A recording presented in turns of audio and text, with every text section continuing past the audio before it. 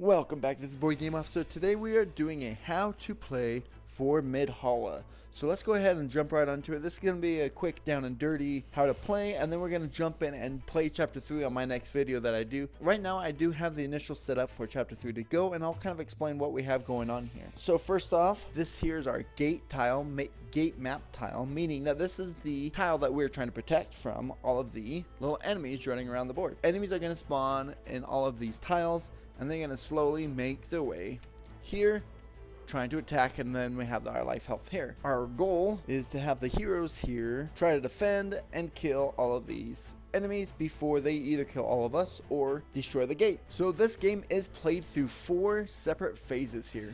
And they do have a nice little review chart here, which is actually super handy, along with keywords on the back. And each chapter is going to consist of 3 separate cycles of these 4 phases. So you will go through these multiple times each chapter. So let's go ahead and jump into what phase 1 looks like. Exploration. We have choose an unexplored path, read the section in the campaign book, move the time tracker token, and then repeat. So meaning we have here 3 tiles here on the outside that have letters here. So that means any place with a letter, we can go in that direction. Oh, you can't really see that. There is the G right there. There you go. Sorry about that glare. So you can choose any one of those to go onto which way you want to explore, right? This is the dungeon crawler type portion of this game where you're going to explore any way. So you don't really move your characters around. You just decide which way you want to explore. So you choose, let's say we choose G here that you can't see because of the light. So you will go to the storybook, you'll look up G, it'll tell you a section to read, it'll tell you what tile to put there, and then some event is going to happen. So a few things that you might run into when you explore, you're going to have a small little verse basically that tells you what's happening in that little portion of the dungeon that you explore. Then there might be events that show up, there might be some global events, or there may even be some little side quests that pop up through these exploration tiles. You're going to pick where you want to explore, you're going to read it in the book, you're going to place the tile that it tells you to, and then after that you're going to jump back and you could keep going this way if there's an option. If it's not a dead end, you could come back and explore any of these areas. You are going to keep exploring until within the campaign book it is going to tell you to go to phase 2 preparation. So you never know how many times you're going to be able to explore before it goes on to the preparation phase, because you never know when it's going to tell you. So you might, maybe G is where it says to go to preparation phase. So we could explore these 3 4 times before we see the preparation phase. So we go on to the preparation phase. Preparation phase is going to have to do up here. We've got silver here, and we've got our rune stones here. And then we also have our items, which we are going to have a little shopette kind of thing here with things that we could buy for that many silver each.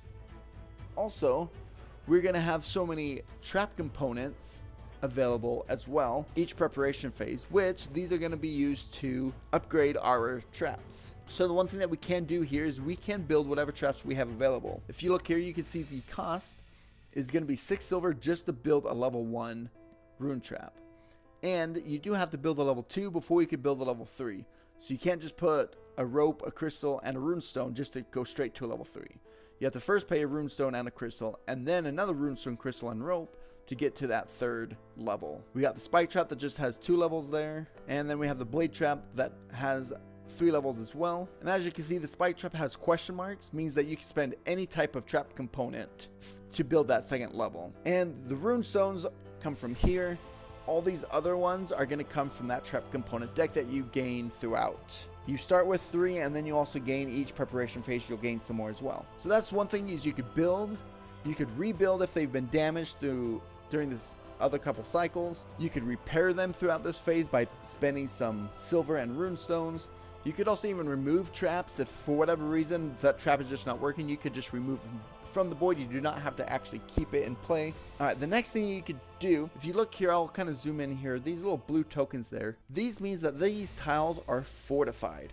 Fortified means a couple things. One, on fortified tiles you can build traps, so that means these are the only tiles that we could actually place traps on at this point. Also, enemies will not spawn on fortified map tiles. If we are able to fortify this, that means no enemies will ever spawn on this, and we could place a trap that much further away from our base to try to hopefully get a good roadblock for them before they get to the gate map tile.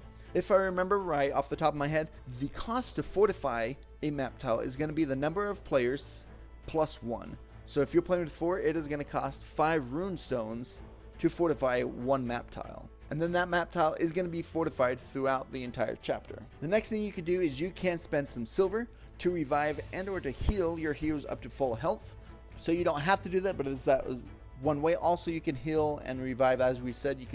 You can heal your traps as well throughout this phase. Once you've spent all of your resources here, and your 3 resources are your trap components, silver, and rune stones. Those are your 3 resources that you have in this game.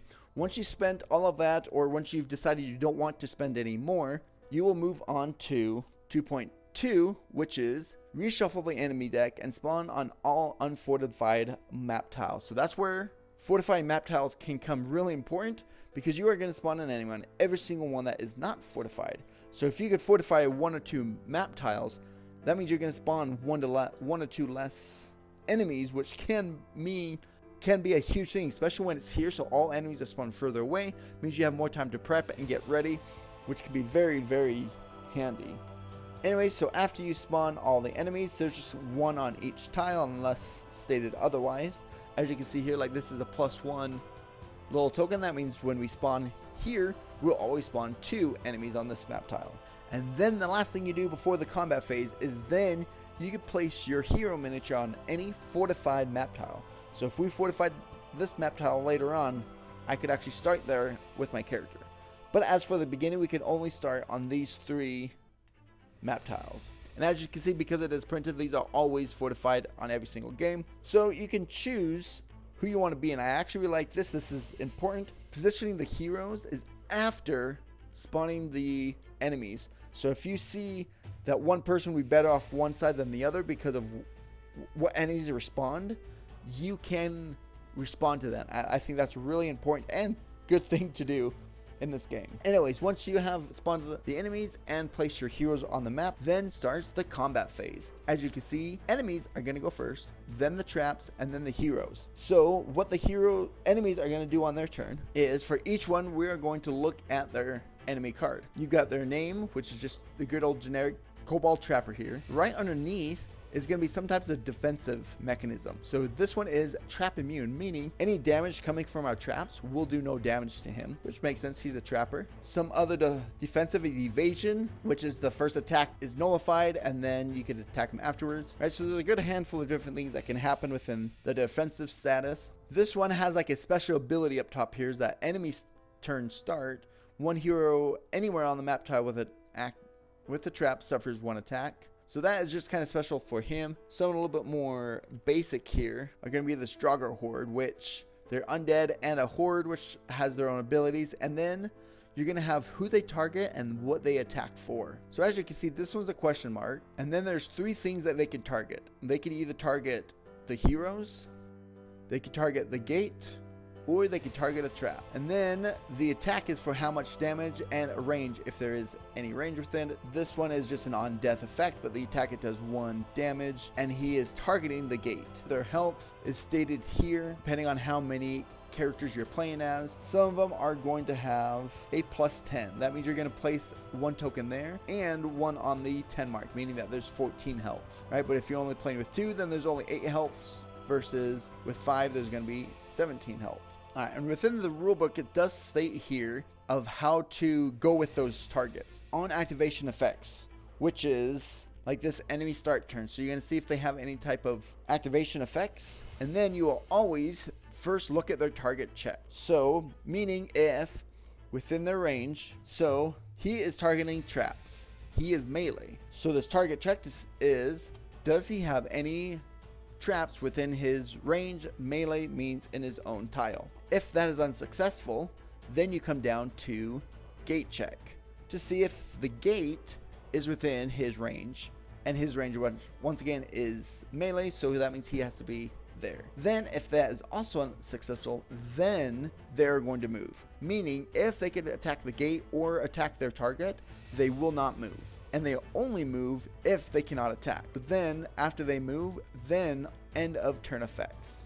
meaning so even though there might be heroes in that area, he will keep moving until he gets to a trap, and then once he's on a trap, then he will stop moving until that trap is gone, and then he'll continue on to the gate, because he'll always make sure that target is there, and if that target is there, he'll attack. If it's not, then he'll try to attack the gate, and then he'll just keep moving if he can't do either one of those. So that is a basic enemy activation. Now something that's a little bit confusing. I don't know if it's super confusing, but it is something a little bit more complex that I want to talk about, is they call it the Tile Activation Order, or the TAO. You are going to look for an adjacent not previously activated map tile.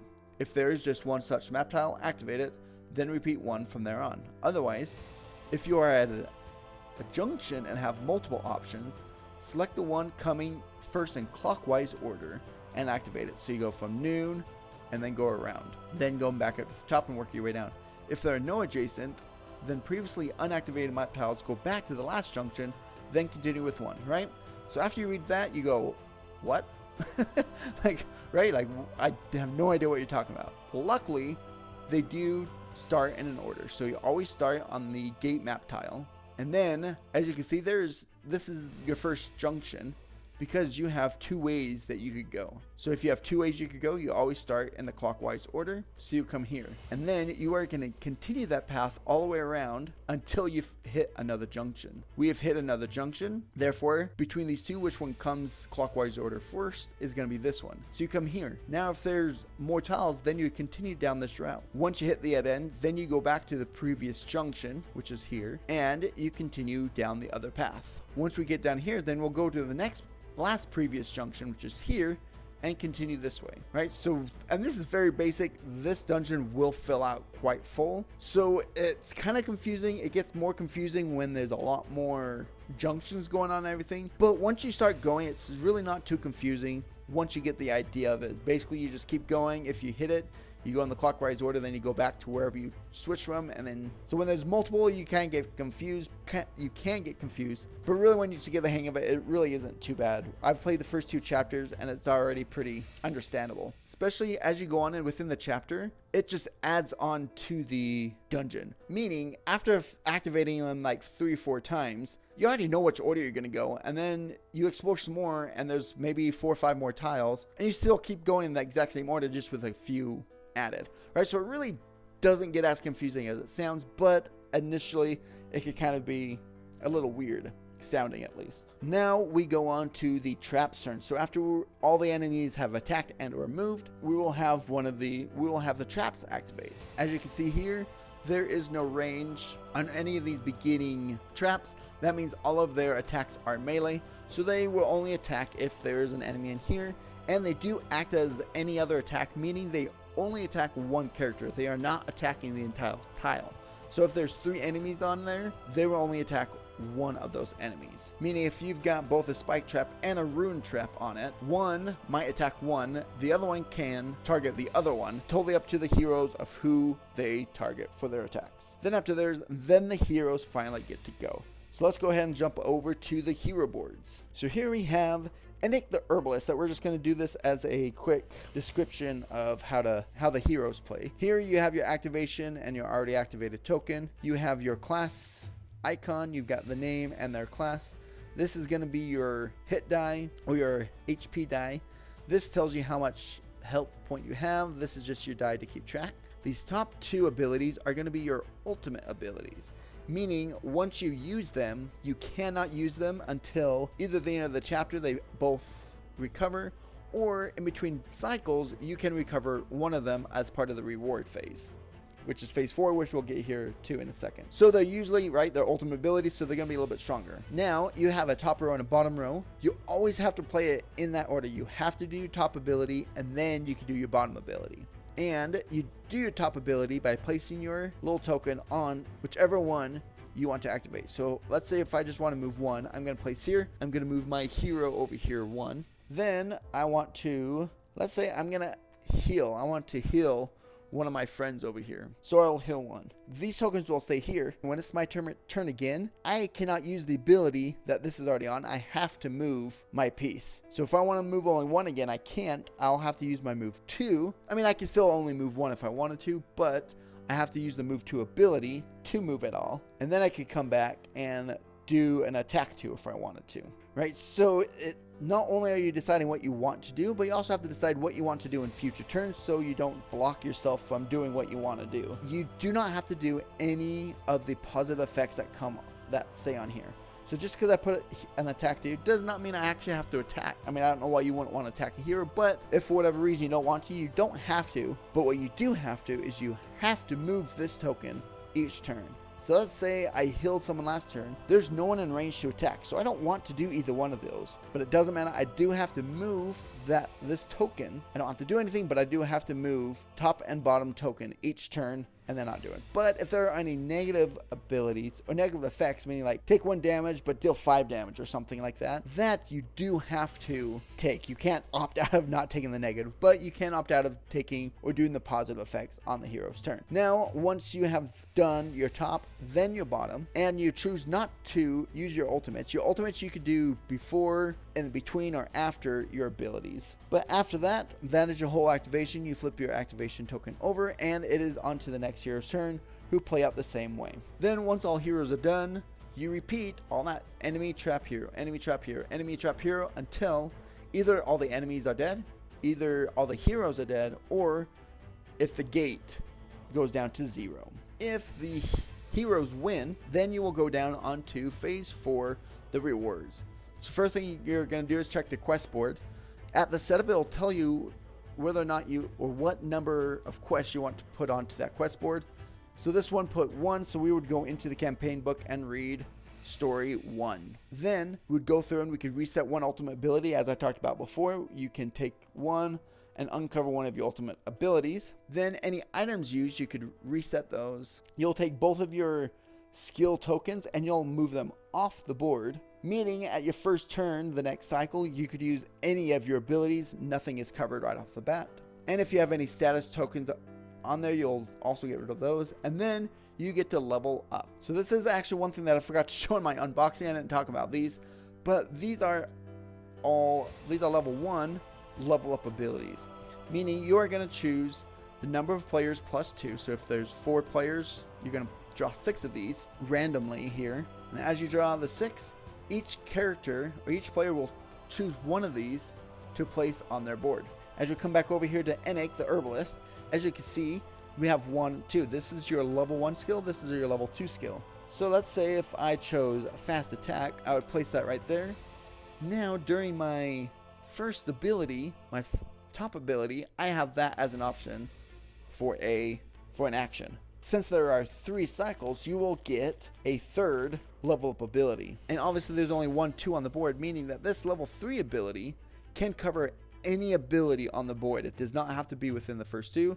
It could be, I don't want this move 2. I don't need a move. So I want an attack 2 and a move 1. So now I cover that up. So now I have that ability during this last cycle throughout it. So that is the level up. That's kind of a fun, good part of this game that I do really enjoy, is that leveling up. And because you draw these and then choose one, every chapter is going to be a little different with what upgrade abilities you actually have, which can make each game different. That could be a good thing or a bad thing, because also sometimes that means you're not going to be the same each time. So you might get used to one ability and then not be able to use it in the next chapter. All right, positive, negatives. I think it's fun though, so it's at least somewhat different each time.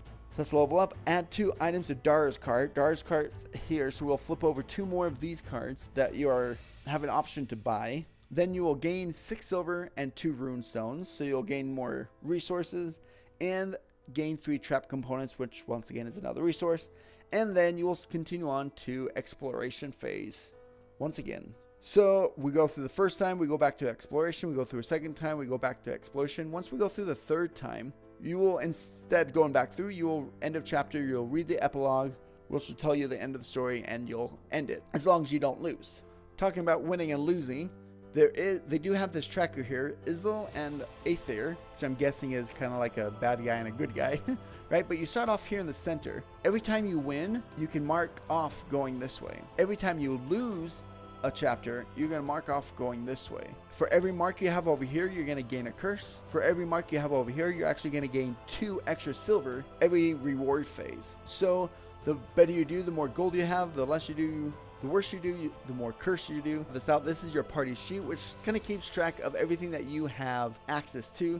This is going to tell you which chapters you could play, the decisions you've made, what cards and lore and items that are available to buy, your heroes and classes that are available to play as. This is kind of your legacy part of the game here, where you can draw on this. I think in the actual campaign this will be a separate sheet rather than being in the back of the rulebook here. Then in between chapters you are going to reset everything and come back basically to this setup here, where your heroes don't have any more level upgrades. You've got to rebuy stuff. You got to start almost all the way over, except for each chapter is going to give you some stuff that does stay from chapter to chapter, but it is going to reset to this point after each chapter. And that pretty much is the down and dirty how to play. We're going to go ahead and start chapter 3, and I'll kind of get into more of some of the nit and gritty type of rules throughout and everything. Let's go ahead and start that playthrough, and I will see you there.